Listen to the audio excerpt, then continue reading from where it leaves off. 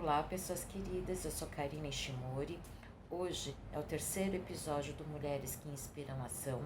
Vocês vão perceber que eu estou num local diferente. Por conta do agravamento da pandemia, acabei não indo e não estou indo mais para o consultório, onde tem um local melhor de gravação e de áudio, mas assim que possível a gente vai retornar para lá. Já fizemos 2 episódios anteriores, um da Lua e o outro da Márcia. Espero que vocês tenham curtido e que vocês possam se inspirar nessa história de hoje e nas posteriores também. Obrigada e um beijo. Olá, eu sou Karine Ishimori, psicóloga junguiana, e hoje eu vou contar a terceira história do quadro Mulheres que Inspiram Ação. Eu recebi a história de uma mulher incrível e eu quero muito agradecê-la de verdade por ter participado desse quadro e querido participar desse quadro, porque eu percebo que ela colocou muita energia, ela se dedicou muito, muito, muito, ela se entregou de corpo e alma para contar a história dela para mim aqui hoje, né? Muito, muito obrigada e me sentindo muito honrada mesmo. Ela escreveu 11 páginas para mim, ela contou a história de vida inteira, ela falou sobre a infância, sobre a adolescência, sobre família, ela falou sobre casamento, separação e superação dessa separação. Eu não tenho aqui como contar toda a história de vida dela, então eu separei, né, alguns temas que eu considerei mais importante para contar hoje. Então eu acabei pegando o casamento, peguei a separação e a superação dessa separação, para a gente poder contar aqui hoje. E espero, de verdade, fazer jus à sua história. Então eu vou começar. Tenho 44 anos, nascida e criada aqui em São Paulo, cidade que eu amo, onde cresci, me desenvolvi e nasceram meus 2 filhos, minhas maiores riquezas e realização. Costumo brincar que eles são tão paulistas que ambos nasceram no entorno da Avenida Paulista, minha paixão aqui na cidade. Sempre tive 3 grandes sonhos e certezas: casar, ter filhos e ter uma profissão em que eu pudesse ajudar as pessoas. Esses sonhos sempre foram fundamentais para mim. Daquela categoria, se eu não realizar esses sonhos, eu serei uma mulher, eu serei uma pessoa frustrada. Sim, é uma verdade minha. E por mais que soe algo muito tradicional ou padronizado, eu aprendi que temos que assumir e encarar nossas próprias verdades. São elas que nos norteiam e nos direcionam, independente do julgamento externo. Então, pode parecer tradicional, mas era fundamental para mim. Outros inúmeros sonhos estavam na segunda categoria, ou seja, se não acontecerem, tudo bem, vida que segue, sem grandes mazelas. Eu tinha o meu sonho de princesa. Desde menina, brincava de casinha, de boneca, de arrumar, de fazer comidinha, enfim, ali já era o embrião do meu desejo visceral de ser mãe. Me casar e ter a minha própria casa e família, assim como via minha mãe cuidando com amor da nossa família. Voltando ao meu sonho de princesa, após alguns namoros e relacionamentos, aos 27 anos em um barzinho do Tatuapé, conheci aquele que seria meu futuro esposo. Sim, eu já procurava por alguém para estruturar um relacionamento mais sério. E, para minha alegria, ele também. E foi desse primeiro encontro no barzinho, precisamente no dia 17 de 1 de 2004, que se iniciou a concretização do meu grande sonho de mulher. Namoramos, noivamos, planejamos tudo, até compramos imóvel. Teve sim o tradicional pedido de casamento com aliança e eu disse sim, o sim mais esperado. E o grande sim no altar veio no sábado, dia 4 de 11 de 2006. Nos casamos na igreja de véu e grinalda com todas as honrarias, com centenas de pessoas queridas e especiais da minha vida, como testemunha deste momento mais lindo. Foi tudo como sonhei e planejei. Tive sempre a sorte e o privilégio de ter a vida correndo ao meu favor. A maré favorável, em termos gerais, quando analiso a minha própria história. E os obstáculos que eu tive foram até previstos e superáveis. Até 2019, obstáculos de certa forma eram clichês para a vida de uma mulher branca, descendente de imigrantes europeus, típica da classe média de uma grande metrópole, do tipo sofrer por amor não correspondido, pela crise da adolescência, por um término de namoro, pela decepção com uma amiga, uma discussão com a mãe, a viagem que não deu certo, a perda de um emprego, enfim, eram dramas até clichês e administráveis, os quais consegui elaborar e resolver nas minhas próprias terapias. Posso dizer que, no geral, a minha vida sempre foi uma sucessão de coisas boas, o que até certo ponto me favoreceu. Mas, em contrapartida, vejo que essas facilidades fizeram com que eu me assustasse e me fragilizasse diante de uma crise maior, diante daquele momento em que você vê o seu mundo ruir e perder referências, e conquistas que você julgava estáveis e garantidas, como aconteceu a partir da minha separação conjugal. E é aqui que falo sobre o meu grande ponto de virada, uma virada inesperada, que aconteceu há 2 anos, que fez com que eu mesma sentisse sem chão, e o pior, com as estruturas abaladas.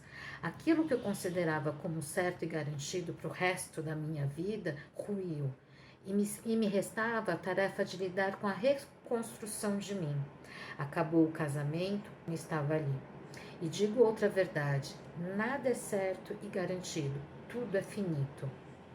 E precisamos encarar essas condições, ainda que nos mantenhamos distraídos cotidianamente, para não nos darmos conta disso.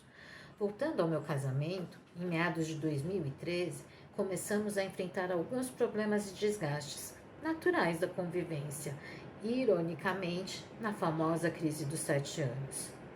Mito ou verdade, fato é que ela se abateu sobre nós, casal, e por consequência sobre a nossa família. Começamos então um período de desgaste, instabilidade, com discussões, esfriamentos, afastamentos, desacordos, enfim, tudo que está previsto no combo da crise conjugal. Durante estes anos de crise, ambos, sim, nos esforçamos para tentar superar e salvarmos o nosso casamento. Mas, infelizmente, preciso reconhecer que quando a relação chega em um ponto avançado de deteriorização, que por mais que a gente tentasse resgatar a liga que um dia nos uniu, chega assim um ponto em que perdem-se valores inegociáveis e essenciais para a manutenção de uma relação: o respeito e a confiança.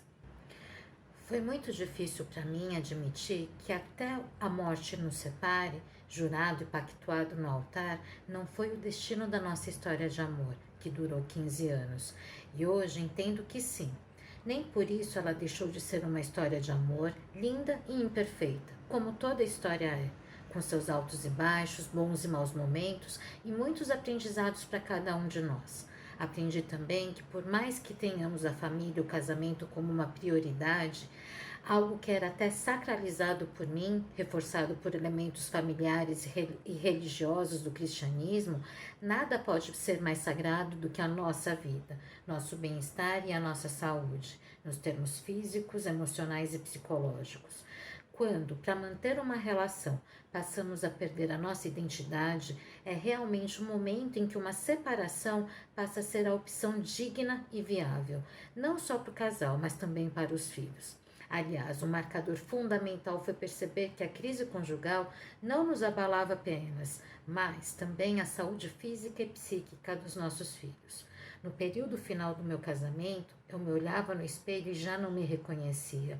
Me perguntava: onde está aquela que um dia ela foi? Que um dia meu marido conheceu e se apaixonou? Nós dois não estávamos mais felizes, ainda que pelo menos da minha parte havia sim muito amor. Mas eu digo por experiência, o amor é forte, mas não é dois. Não adianta você amar ao outro e estar perdendo-se de si mesmo. É um preço alto a se pagar. Creio que o casal que chega a concretizar e formalizar uma separação já estava de fato separado bem antes disso, a despeito das tentativas de resgate. Eu dizia ao meu marido que o nosso casamento já estava na UTI, antes de chegar ao momento derradeiro. Assim como é difícil e doloroso aceitar que um ente querido parta, é difícil de aceitar que um casamento tão sonhado e desejado como foi o meu chegava ao fim. É aquele momento crucial de romper com o idealizado para enfrentar o real. É nesse ponto que, apesar das dores, negações e resistências, percebemos que a separação passa a ser algo necessário e já não mais opcional. Percebemos que a separação naquele momento era o caminho mais digno, mesmo sendo mais difícil, considerando que o ser humano, no geral, nunca está preparado para perdas, rupturas e afastamentos. Romper, sim. Em nossa cultura judaico-cristã, ainda é um termo associado ao fracasso. E vamos combinar: ninguém quer se sentir um fracassado ou ser visto como um tal. O divórcio é um fenômeno social e expõe publicamente dificuldades e conflitos que até então eram vivenciados no privado. É como se aquele fracasso que você tende a negar, a mascarar na rotina diária, venha a público e não tem mais o que negar, apenas aceitar e enfrentar. Mas nada como o tempo, os recursos internos e a terapia para que possamos ir nos desapegando do velho e vislumbrando com o novo. Posso dizer que a gente sente que está se curando, superando, quando passamos a nos animar e nos empolgar com as novas possibilidades. Passados alguns meses, os 3 primeiros foram os mais dolorosos, chorosos. Eu comecei a olhar para os lados. Inclusive, senti vontade de me apaixonar e me apaixonei. Só que daí é uma outra história. Era o fluxo da vida, seguindo novamente, favorável a mim, depois de muito pesar. Hoje, olhando para trás, vejo que desde 2013 vivemos como um bêbado caminhando pelas ruas, hesitante, debilitado, mas tentando se equilibrar para não cair e se espatifar. A real é que ninguém se casa para separar, mas como sabemos, muitos se separam. Fato é que é sempre o outro que se separa. Nos iludimos diariamente acreditando que essa mazela nunca vai bater em nossa porta. É assim que a nossa onipotência tão fantasiosa nos leva a pensar. E aqui lanço mão de uma frase clichê que circula na internet, mas que é bem verdadeira. Você nunca sabe a força que tem até que a vida te obriga a ser forte. É muito real isso, e hoje tenho orgulho em dizer: fui forte como precisava ser e cheguei até aqui. E dentro do ser forte, faz parte essencial do processo aceitar as minhas fragilidades, choros e momentos que precisei lidar com os meus medos mais viscerais, recuar, me retirar de cena em uma dinâmica flutuante. O luto não é linear, jamais. Ainda vivencio esse processo diariamente. Não há um dia de cura, uma data que simboliza. A gente vai se curando ao longo dos dias e me permito, sim, vez por outra, aceitar um momento ou outro de recaída, de melancolia, que pode ser disparado por uma foto, uma data, uma lembrança, uma música, um objeto ou um lugar, de forma que esses momentos vão se tornando cada vez mais raros e esporádicos. Tornei-me uma pessoa mais tolerante, humana e empática com a dor alheia e, sobretudo, com a minha própria dor. Compreendi que não preciso e não quero ser a Mulher Maravilha e que, para tudo, há um tempo relativo e necessário nessa vida. Dizem que você superou uma história quando pode abordá-la sem chorar ou sentir dor. Se isso for verdade, posso dizer que construir esse texto sem chorar, mas sobretudo podendo olhar para mim, para minha própria história, com muita honra, orgulho e dignidade. Sabendo da mulher que fui, que sou e que me tornei, com toda a sabedoria que inclusive compartilho na educação dos meus filhos. E digo de coração, foi para eles que olhei nos momentos mais difíceis. Esse amor mais verdadeiro me fortaleceu e me levou adiante. E eu finalizo esse texto tão importante e singular com uma frase do meu brilhante mestre professor Valdemar Magaldi. A vida nem sempre nos traz as experiências que queremos, mas sim aquelas que precisamos vivenciar. Hoje, valido e compreendo o quanto de verdade há nisso. E eu, que sempre tive uma figura maior para me cuidar e me proteger desse mundo, o pai e depois o meu marido, tive que aprender a enfrentar a vida sozinha, sem um protetor maior para me guiar. Aquela menina cresceu, se desenvolveu, mas no fundo não confiava plenamente em suas próprias forças e competências individuais. Ela precisava em algum momento a caminhar com as próprias pernas, sem se refugiar à sombra de alguém maior. E ela tornou-se maior do que julgava ser. Ela conseguiu ser mais forte e capaz do que as provações que a vida lhe trouxe, para o bem da sua própria redescoberta e a sua superação. E ela, que sempre acostumou-se a ter o rio correndo a seu favor, aprendeu a nadar contra a maré e não se afogar, em meio às águas turbulentas e correntezas contrárias. Sim, eu sobrevivi e estou aqui para compartilhar essa história a quem possa interessar e ajudar. Na história a gente percebe que ela viveu o sonho de princesa dela. Se a gente lembrar lá atrás, do que ela conta, ela tinha 3 grandes sonhos, que era casar, ter filhos e ser uma profissional. E que ela tinha até outros sonhos, mas que ela considerava como segunda categoria, que ela nem precisava realizar porque tanto fazia como tanto não fazia para ela. Então, a gente consegue perceber, o quanto o casamento era bastante importante para ela. Tanto que se ela não realizasse esses sonhos, ela se sentiria muito fracassada. Assim, quando da separação, a gente pode pensar, que ela sentiu como se ela tivesse sido puxada por um tapete de surpresa. E aí ela levasse um tombo e se estatelasse lá no chão, porque era o sonho de princesa dela. E o primeiro sonho da lista dela era o casamento. Então tem essa questão. E também, a gente tem mais de 40 anos. E se a gente pensar lá atrás, há 20, 30 anos atrás, o caminho natural da mulher era casar e ter filhos, sim. Não casar não era viável, É o caminho natural da mulher, apesar dela poder ter uma profissão, era casar, Então, a gente acreditava sim que existia um príncipe encantado, que ele viria, num cavalo branco e que depois do casamento a gente seria feliz, nós seríamos felizes para sempre. A gente acreditava realmente nisso, Só que, o grande perigo de acreditar nessa fábula é porque quando a gente coloca, como única possibilidade de realização o casamento, o relacionamento, o companheiro, a gente transfere a responsabilidade da gente ser feliz no outro, É o casamento, ou é o meu marido, o responsável para minha felicidade. E aí o que acontece? Eu paro de investir em mim porque a minha realização é o outro, E olha que interessante para comprovar isso, que no final do casamento a Simone se olha no espelho e nem se reconhece mais. Ela fala: quem é essa que eu tô vendo aqui nesse espelho? Sou eu? Sou eu mesma? Como se ela tivesse se perdido dela mesma. Porque ela tinha investido tudo que era dela, no relacionamento, no companheiro. A gente pode pensar, que hoje em dia há a possibilidade da mulher não querer se casar. Mas mesmo assim, se a gente pensar e perceber, uma mulher ela pode não querer mais se casar, mas ainda há uma pressão muito grande da sociedade, esperando que ela faça isso.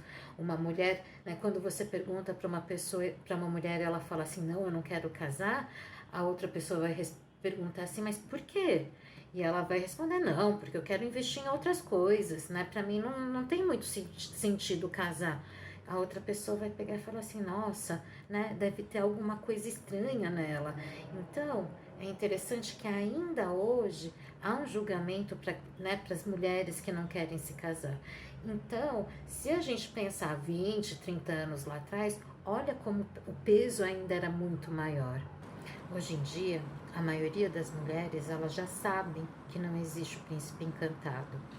Mas, a partir da minha experiência, ouvindo um monte de histórias de mulheres, e muitas delas jovens também, o que eu percebo, né, é que elas sabem racionalmente, elas têm a informação de que o príncipe encantado ele não existe, mas, de uma maneira inconsciente, elas ainda procuram esse príncipe encantado. E sabe como que eu percebo que elas procuram esse príncipe encantado? Porque quando eu pergunto para elas, né, que tipo de companheiro que ela gostaria de ter, ela me diz assim, que ela gostaria, né, de que o parceiro fosse, que dividisse a responsabilidade com elas, que eles fossem românticos, bonitos, cuidadosos com elas, estáveis financeiramente, protetores, enfim, né, elas procuram homens perfeitos. E eu percebo, né, que ainda há uma procura inconsciente de príncipes encantados, né, e não homens humanos, pessoas com qualidades e defeitos como a gente mesma, né? Nós não somos princesas e nem eles são príncipes, somos humanos, né? E na real, a gente não pode se iludir mais, né? A gente tem que tomar consciência de que a gente vive numa estrutura patriarcal e machista, sim, né? Que a gente pode sim encontrar homens e homens, né? Companheiros legais e bons, mas que o machismo ele vai permear a relação do casal. Tanto o homem e quanto a mulher, a gente vai ter que ter muita abertura para discutir, flexibilizar de cada lado e construir coisas boas para os dois, né? Num relacionamento, eles vão se deparar com o desgaste do cotidiano e vão ter que lidar com isso, sim, né? Caso tenham filhos, vão ter que administrar as novas configurações, a nova configuração familiar, os novos papéis. O casal vai se deparar com inúmeros obstáculos, né, inesperados na vida e tentarem se manter juntos. Enfim, o casal vai ter sonhos em comum e cada qual também vai ter os seus sonhos individuais e as suas realizações individuais. O casamento, o relacionamento é uma labuta, é uma construção diária. Não é que depois que a gente casa a gente vai ser felizes para sempre, né? Isso, na verdade, é uma grande fábula que nos ilude, na verdade, achando que a gente vai ser feliz para sempre. Não, é construção diária, né? É um trabalho infindável que faz a gente amadurecer, tanto o homem quanto a mulher. Então, meninas, fiquem atentas com isso, viu? E o ponto de virada se estabelece quando ela toma consciência de que sempre procurou proteção, antes do pai e depois do marido, né? Que também é uma coisa bem típica da nossa história patriarcal, né? A mulher ser uma figura fragilizada de que precisa proteção. Então, ela cresceu achando que ela precisava de proteção. E então olha como que ela fala, né? Eu percebia que apesar de ter crescido, né, ela não acreditava que ela podia andar pelas próprias pernas, né? Ela tinha de ter um outro ali. E só com o golpe da separação, a caída lá no chão e sem nenhum apoio, né, ela teve que se levantar sozinha. E aí ela pôde perceber que ela podia caminhar sim e sozinha. Olha que descoberta, né? Hoje ela aprendeu a se alimentar, né? Não mais só os outros, né? Mas a si, para que ela caminhe e seja cada vez mais a protagonista da própria história. Continua. Um beijo.